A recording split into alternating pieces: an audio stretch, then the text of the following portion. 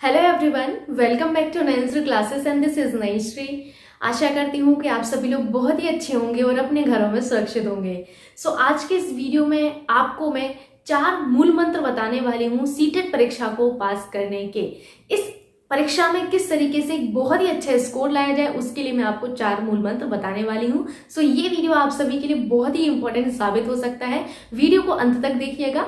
अगर आपको ऐसा लगता है कि आप इस चैनल से कुछ नया सीख रहे हैं तो चैनल को सब्सक्राइब करना ना भूलिएगा। शुरुआत करते हैं हम 4 मूल मंत्र आखिर कौन से हैं जिनके थ्रू हम इस एग्जाम को पहली बार में क्वालिफाई कर सकते हैं। तो वो 4 मूल मंत्र आपको यहाँ पर दिख रहे हैं और यहाँ पर मैं आपको एक एक करके इन चारों मूल मंत्र को अच्छे से डिस्कस करने वाली हूँ। सबसे पहला जो मूल मंत्र मैं आपको कहूंगी वो है इस परीक्षा के नेचर को समझना। अभी तक आपने टीचिंग एग्जाम अगर दिए हैं तो बहुत अच्छी बात है, अगर नहीं दिए हैं तो आप यहाँ पर देखेंगे कि इस परीक्षा का जो नेचर है वो बिल्कुल डिफरेंट है। अगर हम अन्य एग्जाम देखें, जैसे हम अगर बात करें यूपी टेट की, हम बात करें सुपर टेट की, हम बात करें अन्य टीचिंग एग्जाम्स की, तो सीटेट बिल्कुल अपने आप में डिफरेंट है। बिकॉज सीटेट का जो लेवल होता है वो अन्य एग्जाम से आपका डिफरेंट होता है। अगर आप सीटेट के नेचर को समझ गए, रिक्वायरमेंट को समझ गए कि इस एग्जाम में हमसे पूछा क्या जाता है, देन आप इस एग्जाम के मास्टर बन जाएंगे। तो उसके लिए सबसे ज्यादा जरूरी है कि आप इस एग्जाम के नेचर को समझें। कैसे समझेंगे मैम? अब हमें तो ये तो नहीं समझ में आ रहा है कि हमें इस एग्जाम के नेचर को कैसे समझें। जाएं एग्जाम को पकड़ें, आओ सीटेट हम तुम्हारा नेचर समझें? जी नहीं, आपको कुछ भी ऐसा नहीं करना है। आपको क्या करना है, आपके पास प्रीवियस ईयर क्वेश्चन पेपर होंगे, नहीं है कोई बात नहीं, मैं आपको सॉल्व करवाऊंगी।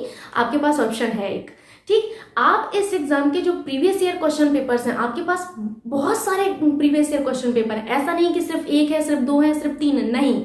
एक पेपर के थ्रू आप नहीं समझ सकते, 2 पेपर के थ्रू आप नहीं समझ सकते। यहाँ पर आपके पास कई सारे ऑप्शन है प्रीवियस ईयर क्वेश्चन पेपर के लिए। तो आप उन प्रीवियस ईयर क्वेश्चन पेपर्स को उठाइए और देखिए कि परीक्षा में पूछा क्या जा रहा है हमसे, कौन सी ऐसी चीजें हैं जो बार बार रिपीट होती हैं, की पॉइंट्स कौन से हैं। जैसे एनसीएफ आपसे पूछा जाता है, आपसे न्यू एजुकेशन पॉलिसी के बारे में पिछली बार पूछा गया है, मल्टीलिंगुअलिज्म से आपसे क्वेश्चंस पूछे गए हैं, आपका जो आरटी 2009 है उससे भी क्वेश्चंस आपसे पूछे जाते हैं। तो जब आप प्रीवियस ईयर क्वेश्चन पेपर्स देखेंगे तब आप देखेंगे कि इस परीक्षा में कितनी सारी ऐसे की पॉइंट्स हैं जो आपके रिपीट होते हैं, जो कि बहुत ही महत्वपूर्ण है। तो उसके लिए सबसे ज्यादा जरूरी क्या है आपका कि आप इस परीक्षा के नेचर को समझें।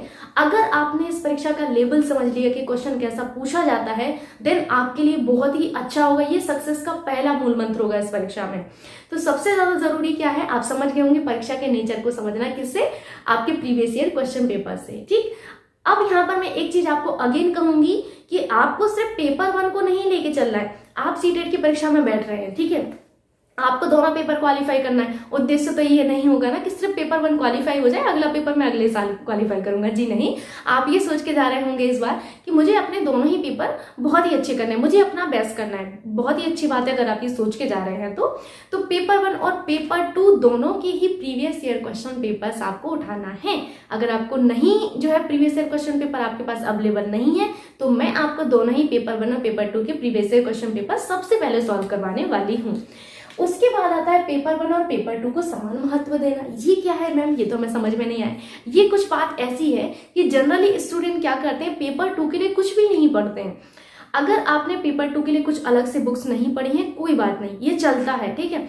लेकिन अगर आप ये गलती कर रहे हैं कि पेपर 2 के बिल्कुल भी प्रीवियस ईयर क्वेश्चन पेपर्स भी नहीं लगाए, आपने बिल्कुल भी जो है प्रैक्टिस सेट नहीं लगाए हैं, देन पेपर 2 में आप मात खा जाएंगे। क्योंकि पेपर 2 में जो क्वेश्चन का लेवल है पेपर 1 के सिवाय जो पेपर 1 है वो पेपर 1 से जो है डिफरेंट आता है।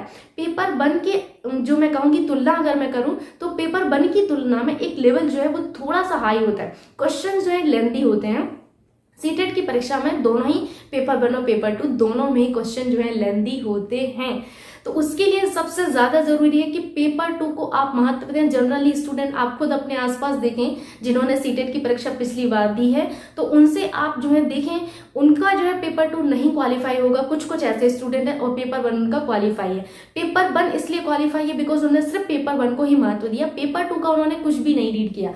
अगर आप कोई अलग से बुक नहीं रीड करते ये चलेगा, लेकिन आप क्या करें, सिर्फ और सिर्फ पेपर 2 का प्रैक्टिस सेट जो है करें और साथ ही साथ previous year question paper solve कर लें, उतने में आपका पेपर 2 बहुत ही अच्छे से क्वालिफाई हो जाएगा, बहुत ही अच्छे अंकों के साथ। तो पेपर 2 भी आपका जरूरी है, ऐसा नहीं कि सिर्फ पेपर 1 आपका इंपॉर्टेंट है। पेपर तो आपको दोनों ही देने हैं ना, तो आपको ये गलती नहीं करना है कि सिर्फ आपने पेपर 1 पर ही फोकस किया है, आपको पेपर 2 का भी रीड करना है। मैंने अपने आसपास कई सारे ऐसे स्टूडेंट्स देखे हैं जिनका पेपर 2 क्वालिफाई नहीं बट पेपर 1 क्वालिफाई है। तो ये आपको जो है फिर अगली साल देना पड़ेगा, अगली साल आप देंगे, पता नहीं अगली साल कैसे आप जो है उसको पढ़ेंगे, फिर ये चेंज चलती रहेगी। तो उससे बेस्ट है कि आप पहली बार में इन दोनों पेपर को जो है क्वालिफाई करें। उसके लिए महत्वपूर्ण है कि आप पेपर 1 और पेपर 2 दोनों को ही महत्व दें। ठीक, अब बात आती है प्रैक्टिस की। अब आप सोच रहे होंगे कि मैम आप हर वीडियो में बोलती हैं प्रैक्टिस प्रैक्टिस प्रैक्टिस, ये क्या है प्रैक्टिस? ये प्रैक्टिस कुछ ऐसी है कि जब आप सीटेट का जो है पेपर देंगे तो आप वहां देखेंगे कि कितने लंबे कॉम्प्रिहेंशन आ रहे हैं। अगर आप घर पे प्रैक्टिस नहीं करके जाएंगे, अगर आपने प्रीवियस क्वेश्चन पेपर नहीं सॉल्व किए होंगे, देन आपको कॉम्प्रिहेंशन सॉल्व करना एक टफ टास्क लग सकता है, एक टफ वर्क लग सकता है वहां पर। तो उसके लिए सबसे ज्यादा जरूरी है कि आप कॉम्प्रिहेंशन को अच्छे से रीड करके जाएं। प्रैक्टिस तो आपको सारे की करनी है, सारे सब्जेक्ट की, मैं ये नहीं कह रही हूँ, लेकिन कॉम्प्रिहेंशन पर आपको विशेष रूप से ध्यान देना है। कॉम्प्रिहेंशन का जनरली लोग प्रैक्टिस नहीं करते हैं, तो आपको कॉम्प्रिहेंशन की भी प्रैक्टिस करके जाना है। देखिए, इसका रीजन ये है कि पहले जो है पेपर आपका ऑफलाइन मोड में होता था। कैसा होता था? ऑफलाइन मोड में होता था। जब आपका पेपर ऑफलाइन मोड में होता था, आपके पास पेंसिल होती थी, आपके पास पेपर होता था, आप टिक करके अपना अच्छे से कॉम्प्रिहेंशन सॉल्व कर सकते थे। बट अब आपके पास कंप्यूटर स्क्रीन है। कंप्यूटर स्क्रीन में ये होता है कि आपका कॉम्प्रिहेंशन लंबा होता है, तो हो सकता है कि नेक्स्ट जो आपकी स्लाइड है उसमें आपको जो है क्वेश्चंस मिले। तो आप जो है एक तरीके से मैं कहूंगी कि जो आपने कॉम्प्रिहेंशन रीड किया है, फिर आपने जो क्वेश्चन देखे हैं वहां पर आपको कंफ्यूजन हो सकता है कि क्या पढ़ के आए थे, फिर आप उसको रीड करेंगे, फिर आप क्वेश्चन को देखेंगे। तो उसके लिए बेस्ट होगा कि सबसे पहले आप क्या करें, कॉम्प्रिहेंशन को सॉल्व करने का सबसे बेस्ट तरीका है कि पहले आप क्वेश्चंस को रीड करें। क्या करें? आप क्वेश्चंस को रीड करें। क्वेश्चन को रीड करने के बाद कॉम्प्रिहेंशन रीड करें। आप जो आपको कॉम्प्रिहेंशन दिया रहता है, चाहे हिंदी का चाहे इंग्लिश का हो, फिर आप कॉम्प्रिहेंशन को रीड करें। उससे ये होगा कि जब आप कॉम्प्रिहेंशन को रीड करेंगे तो आपको समझ आएगा कि जो क्वेश्चन आपने अभी रीड किए हैं, आपसे पूछा क्या गया है, तो आप सही आंसर अपना टिक कर पाएंगे। तो इसके लिए मैं आपको यही सजेस्ट करूंगी कि घर पर प्रैक्टिस आप जरूर से करके जाएं। प्रैक्टिस तो आपको देखिए करनी ही है। पूरा पेपर एटलीस्ट आप जो है प्रीवियस ईयर क्वेश्चन पेपर 10 जो पेपर्स हैं वो सॉल्व करके ही जाएं, आपके लिए बेस्ट होगा। और अगर मैं बात करूं कि प्रैक्टिस की, तो प्रैक्टिस सेट जितना आप कर सकते हैं उतना आप जरूर से करके जाएं, और जिसमें कॉम्प्रिहेंशन जरूर से आप करके जाएं, इसको स्किप मत करें। जनरली स्टूडेंट प्रैक्टिस करते हैं बट कॉम्प्रिहेंशन को स्किप कर देते हैं। प्रीवियस ईयर क्वेश्चन पेपर में भी कॉम्प्रिहेंशन को स्किप कर देते हैं, उनको लगता है ये तो मैं कर लूंगा।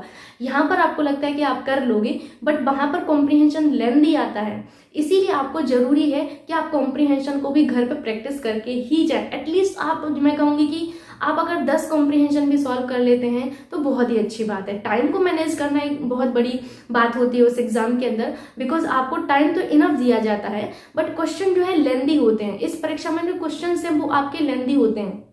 अगर आपने प्रैक्टिस नहीं की होगी तो उन लेंदी क्वेश्चंस को पढ़ते पढ़ते आपके अंदर ऐसी वाइब्स आएंगी, अरे इतना लंबा कौन क्वेश्चन पढ़े। तो ये भाव आपके अंदर नहीं आने चाहिए। ये भाव जब आ गया आपके अंदर तो क्वेश्चन के गलत होने के चांसेस आपके बढ़ जाते हैं। इस चीज को आपको ध्यान देना है, इसीलिए प्रैक्टिस करके जानी है ताकि आप उन जो लेंदी क्वेश्चन है उनको पढ़ने की हैबिट आपके अंदर आ जाए। हैबिट आ जाएगी तो परीक्षा में आप 2.5 घंटे बैठ जाएंगे, 2.5 घंटे में बहुत ही अच्छा करेंगे और आपका माइंड चलेगा। अगर आपने घर पे ब्रेक ले लेके किया, आपने मान के चलिए फुल टेस्ट नहीं दिया है, तो वहां पर जाकर आपको दिक्कत हो सकती है। सो एटलीस्ट आप जो है कोशिश ये करें कि जब प्रैक्टिस फुल टेस्ट दे रहे हैं तो आप 2.5 घंटे प्रॉपर बैठें घर पर, उसको जो है ऑब्जर्व करें कि आप कहाँ पर गलती कर रहे हैं। ठीक, सो ये हुआ आपका प्रैक्टिस। बात आती है फोर्थ वाला जो मूल मंत्र मैं कहूंगी वो है आपका उद्देश्य। अब आप सोच रहे होंगे कि उद्देश्य ये क्या है। उद्देश्य कुछ ऐसा है कि आपको ये पता होना चाहिए कि क्या सीटेट की परीक्षा देने से आपको कोई जॉब मिलेगी। जी नहीं, आपको कोई जॉब नहीं मिलेगी। आपको अगर पता होगा कि हम इस परीक्षा को क्यों दे रहे हैं तो आपके अंदर एक मोटिवेशन आएगा उस चीज को करने का। जितना हाई मोटिवेशन होता है, जितना हाई आपके अंदर इस चीज को लेकर मैं कहूंगी कि आप पॉजिटिव होंगे, उतना आप इस एग्जाम में बहुत ही अच्छा कर पाएंगे। क्योंकि ये एग्जाम एक रटंत प्रणाली पर आधारित नहीं है, मैं आपको पहले से बोल देती हूँ। ये एग्जाम ऐसा बिल्कुल भी नहीं कि आप कोई चीज रट के गए और आप वहां पर कर लेंगे। ये पूरे माइंड का खेल होता है। ऐसे क्वेश्चंस आते हैं जो आप अपने दैनिक दिनचर्या में देख रहे हैं, तो वहां पर आपके माइंड का चलना, इसका घूमना बहुत जरूरी है। अगर आपका माइंड वहां पर वर्क नहीं करेगा, अगर आपको जो है आलस आएगा, तो वहां पर आप नहीं कर पाएंगे। सो अगेन मैं कहूंगी कि जितना हाई आपके अंदर मोटिवेशन होगा, जितना पॉजिटिव आप होंगे, उतना अच्छा आप इस एग्जाम में परफॉर्म कर पाएंगे। बिकॉज ये एक ऐसा एग्जाम है, मेरे हिसाब से मुझे ऐसे लगा कि बहुत ही ज्यादा प्रैक्टिकल एग्जाम होता है। ये बिल्कुल भी आपका रटने वाला एग्जाम नहीं होता है, प्रैक्टिकल एग्जाम है बिल्कुल। जितना आप प्रैक्टिकल समझ के जाएंगे इस एग्जाम को, उतना अच्छा आप कर पाएंगे। तो मोटिवेशन हाई होगा तो आपके अंदर वाइब्स आएंगी, अच्छी वाइब्स आएंगी, तो आपको वहां पर भी पेपर सॉल्व करने में कोई दिक्कत नहीं होगी। उद्देश्य आपको पता होना चाहिए। उद्देश्य ये होता है कि आगे चल के हम सीटेट के थ्रू सुपर टेट की परीक्षा दे सकते हैं। आगे हम इस एग्जाम के थ्रू, जो कि ये सेंट्रल लेवल का एग्जाम है, इसके थ्रू हम केवीएस, जो कि बहुत ही अच्छी, one of the best vacancy आपकी जो है एग्जाम माना जाता है। तो अगर आपका इसमें हो जाता है, केवीएस में हो जाता है, आप सभी को पता है कि केवीएस का एक टीचर जो होता है उसकी बात ही कुछ अलग होती है। आप एनवीएस में अप्लाई कर सकते हैं, आप DSSB में अप्लाई कर सकते हैं, आप ASS में अप्लाई कर सकते हैं। तो ये कई सारे ऑप्शंस आपके पास खुलकर आते हैं आफ्टर सीटेट। तो सीटेट क्वालिफाई करना कितना महत्वपूर्ण है ना। तो अगर आपको उद्देश्य पता होगा कि मैं क्यों ऐसा करूं, अगर आपको केवीएस में टीचर बनना है, एनवीएस में टीचर बनना है, DSSB में आपको अप्लाई करना है, तो आपके पास सीटेट क्वालिफाई होना चाहिए। जब सीटेट क्वालिफाई होगा तो आप यहाँ पर अप्लाई कर पाएंगे। और अगर सीटेट क्वालिफाई नहीं हुआ, आप सोच रहे हैं अरे क्या हो जाएगा इसको क्वालिफाई करने से, अगर आप ऐसा सोच के जा रहे होंगे, तब आपको आपका उद्देश्य ही नहीं पता है। उद्देश्य नहीं पता है तो मोटिवेशन हाई नहीं होगा। मोटिवेशन हाई नहीं होगा तो एग्जाम में आप कुछ भी नहीं कर पाएंगे। कुछ भी तो नहीं मैं कह सकती, बट आप उतना अच्छा परफॉर्म नहीं कर पाएंगे। जनरली यही होता है, स्टूडेंट्स को पता नहीं होता है कि वो इस एग्जाम को देने क्यों जा रहे हैं, है ना। तो वहां पर जो है उनको दिक्कत हो जाती है। अगर आपको पता होता है पहले से, तो आप वहां पर पॉजिटिव रहते हैं। सो आई होप ये वीडियो आपके लिए हेल्पफुल रहा होगा। यदि आपने इस वीडियो से कुछ अच्छा सीखा है, कुछ नया सीखा है, देन प्लीज वीडियो को लाइक करना एंड शेयर करना ना भूलिएगा। मिलते हैं नेक्स्ट वीडियो में, तब तक के लिए बाय बाय, टेक केयर।